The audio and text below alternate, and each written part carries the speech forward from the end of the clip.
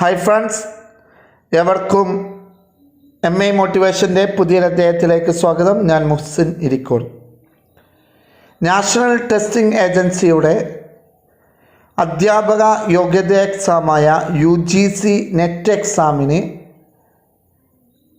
December 2019 eligibility ടെസ്റ്റിനുള്ള അപേക്ഷ വിളിച്ച കാര്യം നിങ്ങൾ അറിഞ്ഞിട്ടുണ്ടാവും.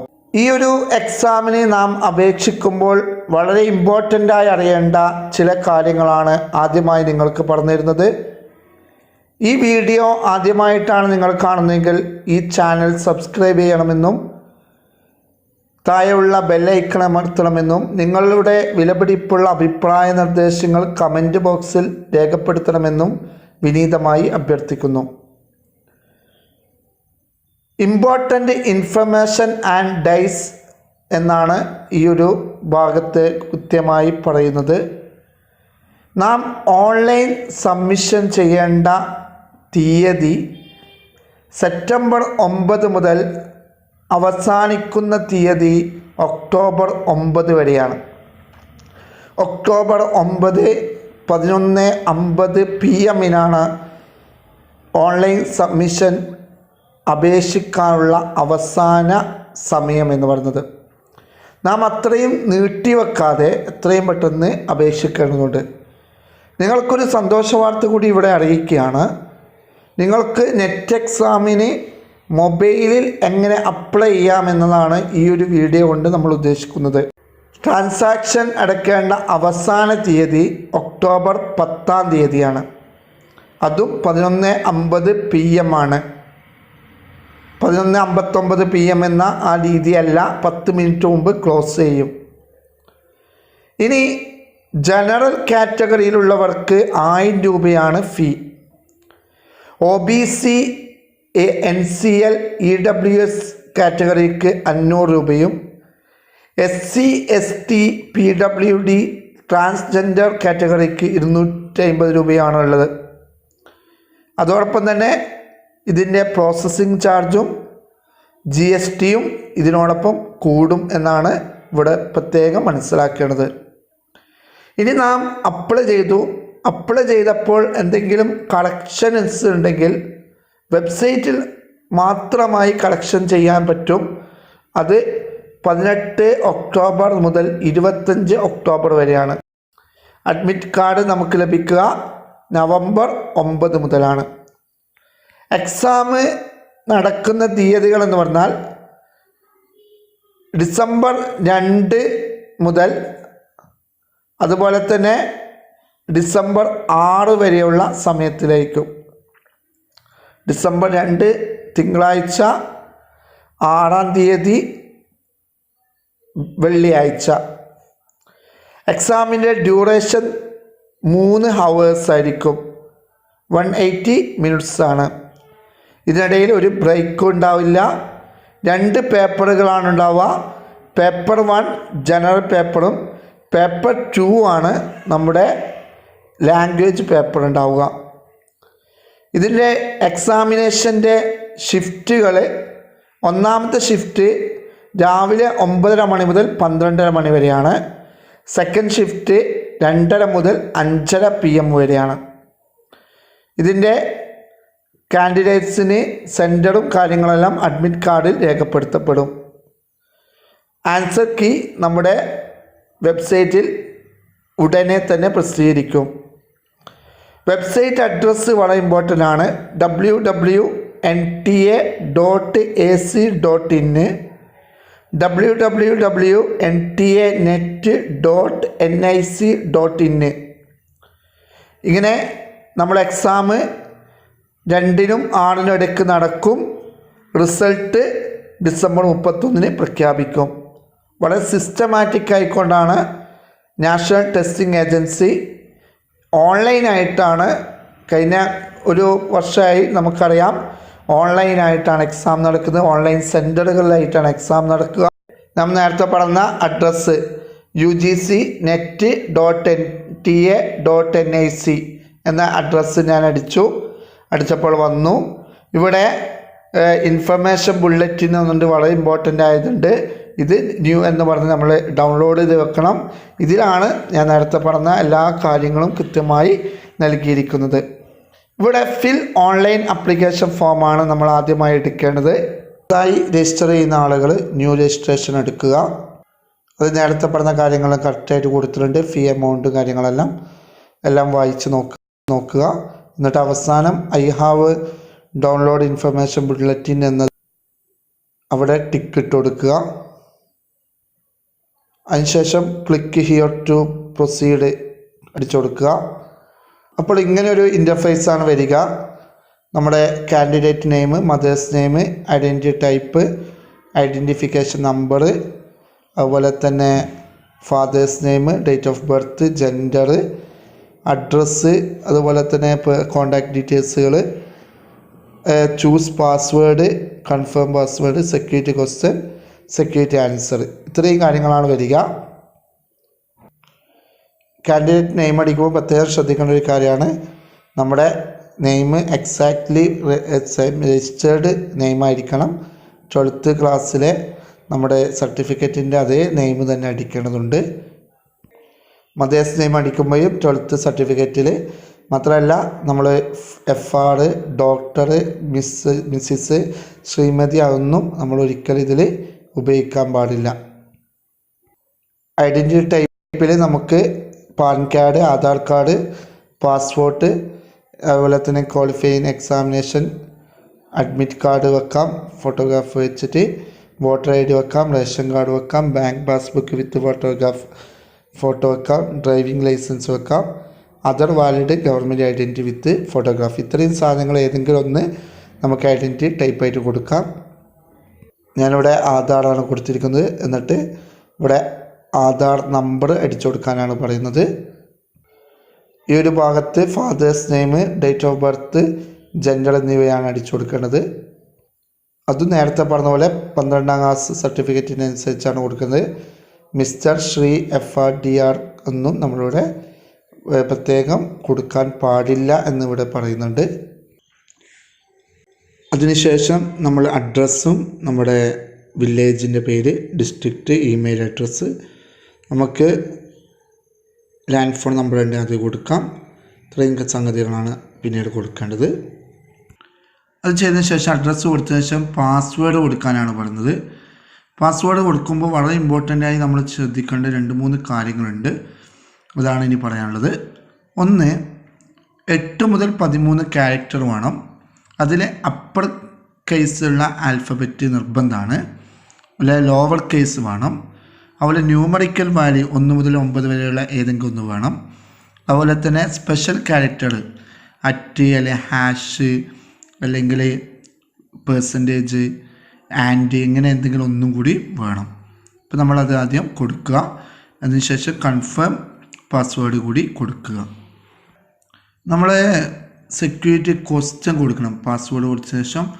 അത് ഇങ്ങനെയാണ് പറയുക: which is the website you rarely visit, what is name of your first school, what is your neighbour's pet name, what is the registration number of your first vehicle, which is your favourite book. ഏതെങ്കിലും ഒന്ന് എടുക്കണം. കാരണം എന്ന് വെച്ചാൽ നമ്മുടെ account ഒന്ന് എന്തെങ്കിലും വിഷയം വന്നിട്ടുണ്ടെങ്കിൽ വീണ്ടും ലോഗിൻ ചെയ്യാൻ വേണ്ടിയാണ്. അതിനുശേഷം നമ്മൾ സെക്യൂരിറ്റി പിന്ന് കൊടുക്കണം. ഇവിടെ നൽകിയിരിക്കുന്നു, അത് അടിച്ചു കൊടുക്കുക. ഇത്രയും കാര്യങ്ങൾ കഴിഞ്ഞാൽ നമ്മളൊന്നുകൂടി വായിച്ച് നോക്കി ക്ലിയർ ആണെങ്കിൽ സബ്മിറ്റ് കൊടുക്കുക. നമ്മൾ വളരെ ഇമ്പോർട്ടൻ്റ് ആണ്. ഇവിടെ ഒരു പോപ്പപ്പ് മെസ്സേജ് വന്നിട്ടുണ്ട്. Please review the following information carefully. If you would like to change any information there, you may do so by pressing edit registration അല്ലെങ്കിൽ ഫൈനൽ സബ്മിറ്റ് കൊടുക്കാൻ. നമ്മളതിൽ തെറ്റുണ്ടെങ്കിൽ ആദ്യം എഡിറ്റ് രജിസ്ട്രേഷൻ കൊടുക്കുക, അല്ലെങ്കിൽ ഫൈനൽ സബ്മിഷനാണ് കൊടുക്കുന്നത്. ഇങ്ങനെ വന്നു കഴിഞ്ഞാൽ ഇവിടെ particular check list B verified എന്ന് പറഞ്ഞിട്ടുണ്ടാവും. Main name, date of birth, fathers name, mother's name, gender, address, mobile number, email ID അതെല്ലാം വെരിഫൈ ചെയ്യുകയാണെങ്കിൽ ഒന്നുകൂടി പറയും. അങ്ങനെയാണ് ടിക്കറ്റ് കൊടുക്കുക. എല്ലാം ഓക്കെ ആണെങ്കിൽ ഇവിടെ ഐ അഗ്രി കൊടുക്കുക.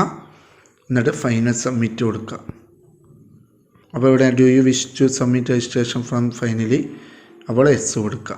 ആപ്ലിക്കേഷൻ നമ്പറും പാസ്വേഡും വെച്ചിട്ടാണ് നമ്മൾ only registered candidate sign in എന്ന് പറഞ്ഞ ഈ ഒരു ഇൻ്റർഫേസിലൂടെ നമ്മുടെ അടുത്ത സ്റ്റേജിലേക്ക് കടക്കേണ്ടത്. പിന്നീട് സെക്യൂരിറ്റി പിന്ന് കൊടുത്ത് സൈൻ ഇൻ ചെയ്യുകയാണ് വേണ്ടത്. സൈൻ ഇൻ ചെയ്താൽ ഇങ്ങനെയാണ് കാണിക്കുക. നമ്മുടെ ആപ്ലിക്കേഷൻ സ്റ്റാറ്റസ് കാണിക്കും. രജിസ്ട്രേഷൻ ഫോം മാത്രമാണ് ഇപ്പോൾ കഴിഞ്ഞിരിക്കുന്നത്. ഇനി ആപ്ലിക്കേഷൻ ഫോമും ഇമേജ് അപ്ലോഡും ആപ്ലിക്കേഷൻ ഫീ പേയ്മെൻറ്റ്, ഇനി 3 സ്റ്റേജുകൾ കൂടിയുണ്ട്. അത് നമുക്ക് ചെയ്യേണ്ടതുണ്ട്.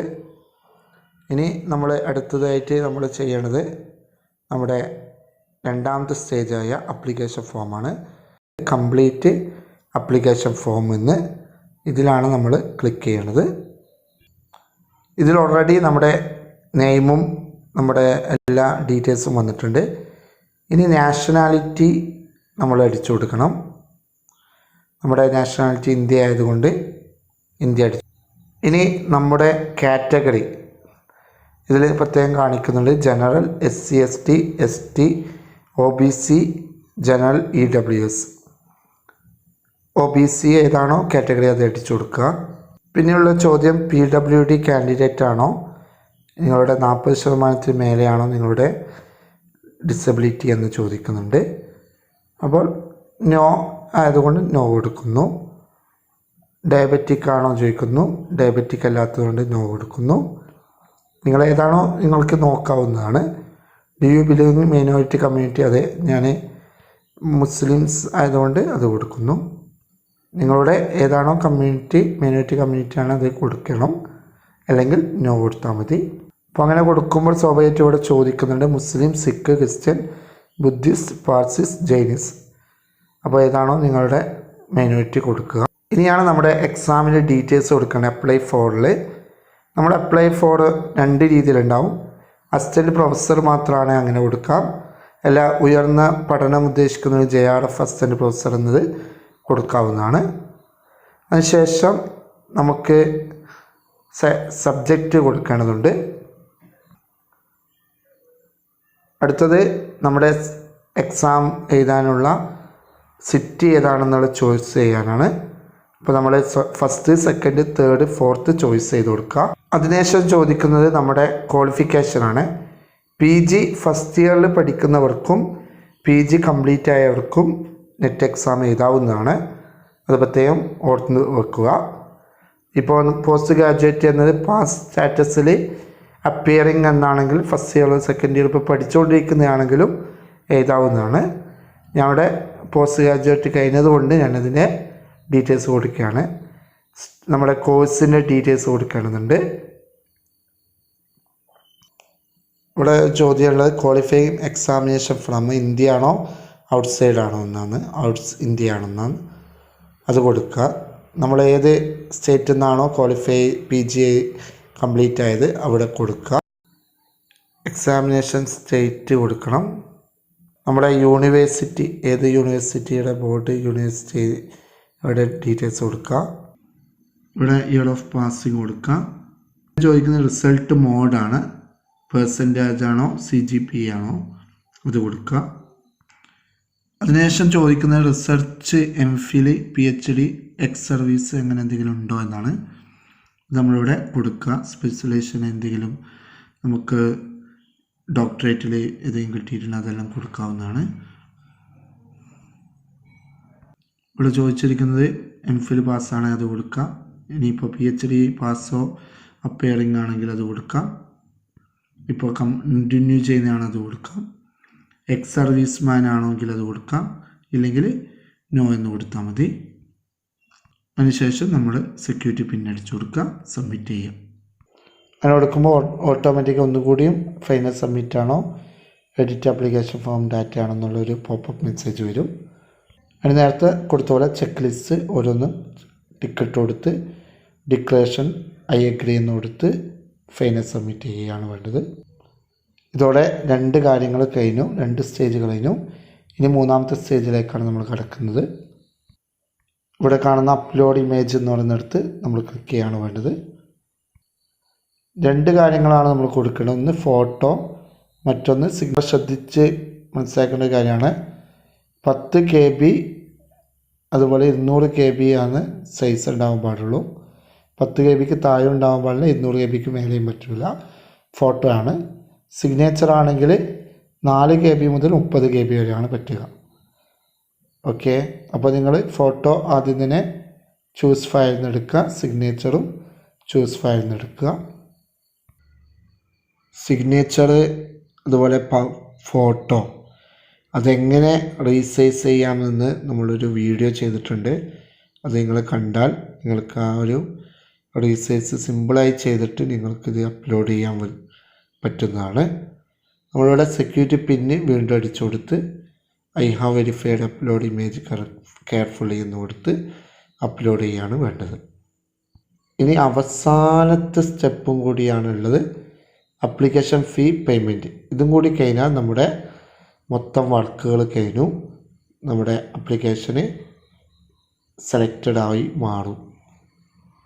ഇവിടെ കാണുന്ന OBC ആയതുകൊണ്ടാണ് 500 രൂപ ആയത്, ജനറൽ കാറ്റഗറികൾക്ക് 1000 രൂപയാണ്. അപ്പോൾ ഞാൻ ഇവിടെ പേ എക്സാമിനേഷൻ ഫീ ആർട്സ് 500 എന്നത് ക്ലിക്ക് ചെയ്യുന്നു. ഇവിടെ വ്യത്യസ്തമായ ഇതുണ്ട്, ഓൺലൈൻ പേയ്മെൻ്റ് ആണ് ഇത് കാണിക്കുന്നത്. അതുപോലെ Paytm ഉണ്ട്, ഡെബിറ്റ് കാർഡ് ഉണ്ട്, നെറ്റ് ബാങ്കിങ് ഉണ്ട്, UPI ID വെച്ച് ചെയ്യാം. ഏത് വെച്ചും നമുക്ക് ചെയ്യാവുന്നതാണ്. ഇവിടെ ഓൺലൈൻ പേയ്മെൻ്റ് എന്ന് കൊടുത്തു. അതിനുശേഷം നാം പ്രൊസീഡ് ഫോർ പേയ്മെൻറ്റ് കൊടുക്കുക. ഫീ പേയ്മെൻറ്റ് ആണോ വേണ്ടിയിരിക്കുന്നു, ഓക്കെ കൊടുക്കുക. ഓക്കെ കൊടുത്തു കഴിഞ്ഞാൽ ഇവിടെ എക്സാമിനേഷൻ ഫീ കളക്ഷൻ്റെ വ്യത്യസ്ത മോഡ് കാണിക്കും. SBI, syndicate, ICIC, HDFC, Paytm ഇതിലേതെങ്കിലും ഒന്ന് സെലക്ട് ചെയ്യാണ് വേണ്ടത്. അങ്ങനെ ഫീ അടച്ചു കഴിഞ്ഞാൽ കൺഫർമേഷൻ പേജും ഇമെയിൽ കൺഫർമേഷൻ പേജും കിട്ടും. അത് നമ്മൾ ചെയ്യണം. ഡൗൺലോഡ് കൺഫർമേഷൻ പേജ് എടുക്കുക, അത് ഡൗൺലോഡ് ചെയ്യുക. പിന്നെ ഇമെയിൽ കൺഫർമേഷൻ പേജും ഉണ്ട്. നമ്മുടെ ഇമെയിൽ ID പോലെ തന്നെ നമ്മുടെ മൊബൈൽ നമ്പറും വെരിഫൈ ചെയ്യണം. അങ്ങനെ എല്ലാം ചെയ്ത് കഴിഞ്ഞാൽ ഇങ്ങനെ കാണിക്കും. സ്റ്റെപ്പ് 1, സ്റ്റെപ്പ് 2, സ്റ്റെപ്പ് 3, സ്റ്റെപ്പ് 4 എല്ലാം റെഡി ആയിട്ട് കാണുന്നുണ്ട്. Download confirmation page, email confirmation page, mobile number verify ആയി, ഇമെയിൽ ID വെരിഫൈ ആയി. ഇവിടെ എല്ലാം കംപ്ലീറ്റ് ആണെന്ന് കാണിക്കുന്നു. അതോടെ നമ്മുടെ ഈ ഒരു നെറ്റ് എക്സാമിന് വേണ്ടിയുള്ള അപ്ലൈ പൂർത്തിയായിരിക്കുകയാണ്. ഈ ഒരു വീഡിയോ നിങ്ങൾ പരമാവധി നിങ്ങളുടെ സുഹൃത്തുക്കളിലേക്ക് എത്തിക്കുക. ഈ ഒരു വീഡിയോയെക്കുറിച്ചുള്ള അഭിപ്രായങ്ങൾ അറിയിക്കുക. പുതിയ വീഡിയോസുകൾ നിങ്ങൾക്ക് ലഭിക്കാൻ വേണ്ടി ദയവ് ചെയ്ത് ഈ ഒരു ചാനൽ സബ്സ്ക്രൈബ് ചെയ്യുക. എല്ലാവർക്കും വിജയാശംസകൾ. Thank you.